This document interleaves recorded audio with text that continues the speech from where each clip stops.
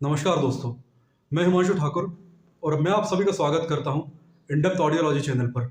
और video start करने से पहले आप सभी अपनी स्क्रीन के अपर साइड पर दिख रहे सीसी बटन को ऑन कर लीजिए ताकि सबटाइटल्स ऑन हो जाए और आपको मेरी आवाज़ सुनने में परेशानी ना हो। तो चलिए हम आज का वीडियो स्टार्ट करते हैं और इसके बाद हम इस पर डिस्कस करेंगे। कभी अपने कानों में बिना किसी खास कारण के सीटियों या भंवरे जैसी आवाज़ों का अनुभव ज़रूर किया होगा। यह आवाज़ें बहुत ही परेशानी भरी होती हैं, जो कभी कभी कुछ मिनटों या कुछ घंटों या कभी कभी सारा दिन ही आपके कानों में गूंजती रहती हैं। आमतौर पर यह आवाज़ें कुछ देर बाद अपने आप ही बंद हो जाती हैं। लेकिन यदि आपको ऐसा लग रहा है कि सीटियों की यह आवाज़ें आपके दिमाग में लगातार गूंज रही हैं या इनकी फ्रिक्वेंसी बढ़ती ही जा रही है, तो आपको टिनिटस या टेनाइटस की समस्या हो सकती है। टिनिटस कानों और मस्तिष्क की एक कंडीशन है। इस शब्द को मैं फिर से दोहरा रहा हूँ। टिनिटस एक कंडीशन या अवस्था है, ना कि कोई रोग। आपको ऐसे कई लोग मिलेंगे जो इसे एक बीमारी का नाम देंगे, यहाँ तक कि कई डॉक्टर्स भी इसे एक बीमारी का ही नाम देते हैं। लेकिन आपके लिए यह समझना बहुत ज़रूरी है कि यह एक कंडीशन है। जिस प्रकार टेंशन या तनाव एक कंडीशन है, ना कि बीमारी, उसी तरह टिनिटस भी एक कंडीशन है। हालांकि जिस तरह टेंशन बाद में हाइपर टेंशन या उच्च रक्तचाप में बदल जाता है, उसी तरह टिनिटस भी यदि समय रहते उपचार ना किया जाए तो मस्तिष्क की कई बीमारियों को जन्म देता है। टिनिटस से ग्रस्त एक व्यक्ति को 3 तरह की आवाज़ें सुनाई दे सकती हैं। यदि आप टिनिटस से ग्रस्त हैं तो कृपया अपने डिवाइस का साउंड कम कर दें, क्योंकि इन आवाज़ों से जो मैं अभी आपको सुनाने वाला हूँ आपको कुछ परेशानी हो सकती है।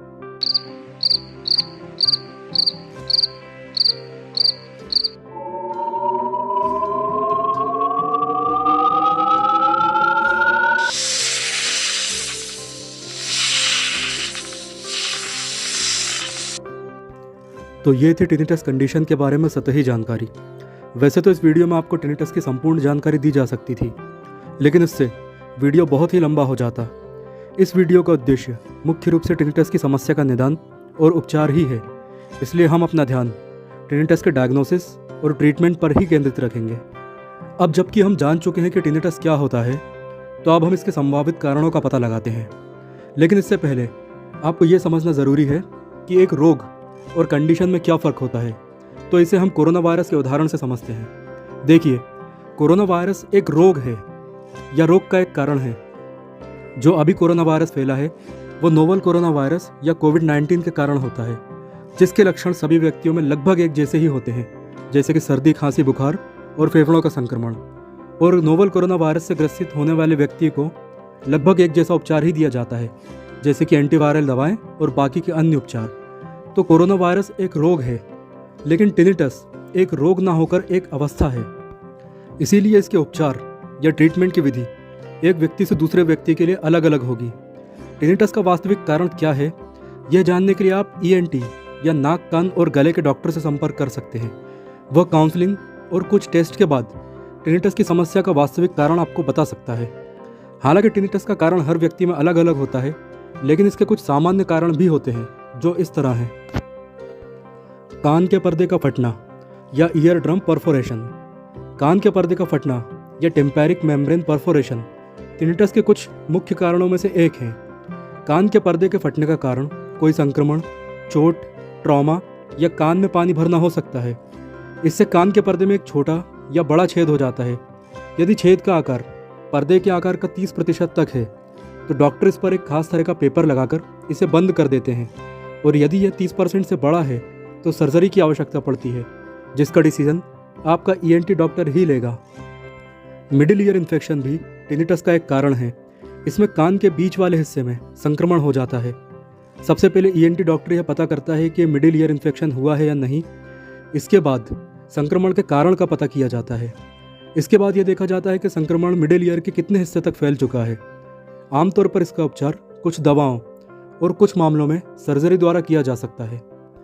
अब टिनिटस के एक और कारण की बात करते हैं, जो टीएमजे डिसऑर्डर या टेम्पोरोमैंडिबुलर जॉइंट डिसऑर्डर है। टेम्पोरोमैंडिबुलर जॉइंट जबड़े और स्कल को एक साथ जोड़ता है। इसे आप अपनी कनपट्टी के ऊपर एक उंगली रखकर महसूस कर सकते हैं। टीएमजे डिसऑर्डर का कारण हड्डियों का कोई रोग जैसे आर्थराइटिस हो सकता है। इसके अलावा चेहरे या सिर की चोट या टीएमजे डिस्क में आने वाली कोई खराबी या फिर दांत का टूटना या दांतों का आड़ा तिरछा होना, या आपको कोई आनुवांशिक रोग है जो कि हड्डियों से संबंधित है, तो वो भी TMJ डिसऑर्डर का कारण बन सकता है। TMJ डिसऑर्डर का सटीक कारण आपका ENT डॉक्टर पता लगाता है और इसके अनुसार ही आगे का ट्रीटमेंट तय किया जाता है। इनके अलावा कुछ तरह के ट्यूमर जैसे एकॉस्टिक न्यूरोमा भी टिनिटस के कारण हो सकते हैं। यह एकॉस्टिक न्यूरोमा के बारे में यह जानना ज़रूरी है कि ज़्यादातर मामलों में यह बिनाइन ट्यूमर होता है, यानी यह कैंसर ट्यूमर की तरह व्यवहार नहीं करता, लेकिन कुछ दुर्लभ मामलों में यह मैलिग्नेंट यानी कैंसर ट्यूमर की तरह व्यवहार करता है और अंदरूनी कान के दूसरे हिस्सों में भी फैल सकता है। आमतौर पर यह उस नर्व में होता है जो सुनने और शारीरिक संतुलन बनाए रखने में सहायता करती है। इस रोग के डायग्नोसिस के लिए आपका डॉक्टर MRI और CT स्कैन जैसे टेस्ट कर सकता है। इसके बाद रोग की गंभीरता के अनुसार स्टीरियोटैक्टिक रेडियो सर्जरी को प्रेफर कर सकता है। इस सर्जरी में किसी तरह की चीरफाड़ नहीं की जाती है और इसमें लगभग 30 मिनटों का समय लगता है और सर्जरी होने के कुछ देर बाद ही पेशेंट वापस अपने घर जा सकता है। इसके बाद कुछ ड्रग्स जैसे aminoglycosides, loop diuretics, non steroidal anti inflammatory drugs, anti malaria drugs, chemotherapy drugs, psychotic drugs और रिक्रिएशनल ड्रग्स जैसे चरस, गांजा, भांग, अफीम, LSD और शराब भी टिनिटस का कारण बनते हैं। यहाँ हम बाकी सब ड्रग्स को छोड़कर रिक्रिएशनल ड्रग्स के बारे में कुछ जानकारी लेते हैं। रिक्रिएशनल ड्रग चाहे वो भांग या गांजे जैसे सामान्य ड्रग हो या LSD और एक्सटेसी जैसे गैरकानूनी ड्रग, ये मुख्य रूप से 3 तरह से काम करते हैं। पहला, मस्तिष्क को भ्रमित करना यानी आनंद या पीड़ा का अनुभव करवाना। दूसरा, मस्तिष्क को शांत रखना और तीसरा, मस्तिष्क को उत्तेजित करना। कभी कभी ये रिक्रिएशनल ड्रग्स मस्तिष्क को इस तरह प्रभावित करती हैं कि ऑडिटरी कॉर्टेक्स यानी मस्तिष्क का साउंड को प्रोसेस करने वाला हिस्सा बुरी तरह से प्रभावित होता है और कानों में एक स्थायी सीटी जैसी आवाज़ का भ्रम पैदा कर देता है। सीटी की यह आवाज़ मस्तिष्क की के लाइन में फंसकर रह जाती है। मस्तिष्क की के लाइन क्या है, यह कैसे काम करती है, इसके बारे में दुनिया के लगभग 80% से अधिक मनोवैज्ञानिकों को भी कोई जानकारी नहीं है। आपने कभी गौर किया होगा कि कोई गाना या बात या संगीत या फिल्म का कोई दृश्य आपके मस्तिष्क में फंसकर रह जाता है और ना चाहते हुए भी ये बार बार और लगातार रिपीट होता रहता है और आपको बहुत ही परेशान करता है। इन आवाज़ों या दृश्यों को कॉग्निटिव डीमंस कहा जाता है, जिसके बारे में दुनिया के केवल 0.001% लोगों को ही थोड़ी बहुत जानकारी है। और यदि आपको इस बारे में ज़्यादा जानकारी चाहिए तो आपको इस चैनल को सब्सक्राइब और प्रमोट करना होगा, क्योंकि यहाँ आपको उन सभी बातों का पता चलेगा, वो भी सबूतों के साथ, जो ना तो आपको किताबों में मिलेंगी और ना ही इंटरनेट की दुनिया में।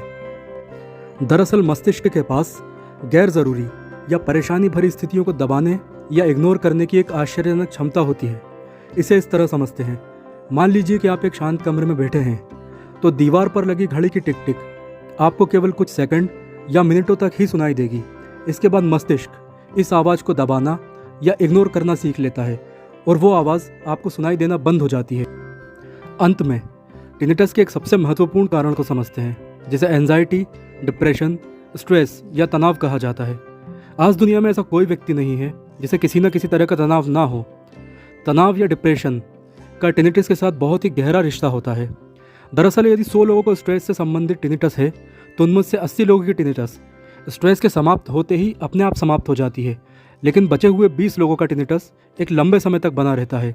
और इन्हीं लोगों को टिनिटस के साथ साथ स्ट्रेस मैनेजमेंट की भी ज़रूरत होती है। स्ट्रेस, डिप्रेशन या एंजाइटी से होने वाले टिनिटस को कुछ अल्टरनेटिव ट्रीटमेंट जैसे नेचुरोपैथी, मेडिटेशन और हिप्नोसिस के द्वारा नियंत्रित किया जा सकता है।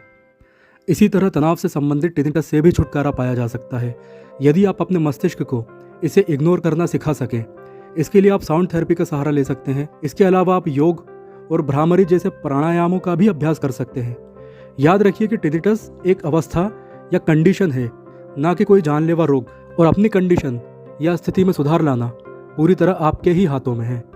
इसी के साथ आपसे विदा लेते हैं और आशा करते हैं कि वीडियो में दी गई जानकारी आपके काम आएगी। साथ ही आपसे चैनल को सब्सक्राइब करने और वीडियो को शेयर करने की अपील करते हैं, ताकि ये जानकारी उन सभी लोगों तक पहुंच सके जिन्हें इसकी ज़रूरत है। दोस्तों, ये जानकारी आपको कैसे लगी या आपका कोई सवाल है तो आप कमेंट ज़रूर करें। और यदि आप मुझे इंस्टाग्राम पर फॉलो करना चाहते हैं तो इंस्टाग्राम ID इस वीडियो के डिस्क्रिप्शन बॉक्स में है। And again, thanks for watching this video.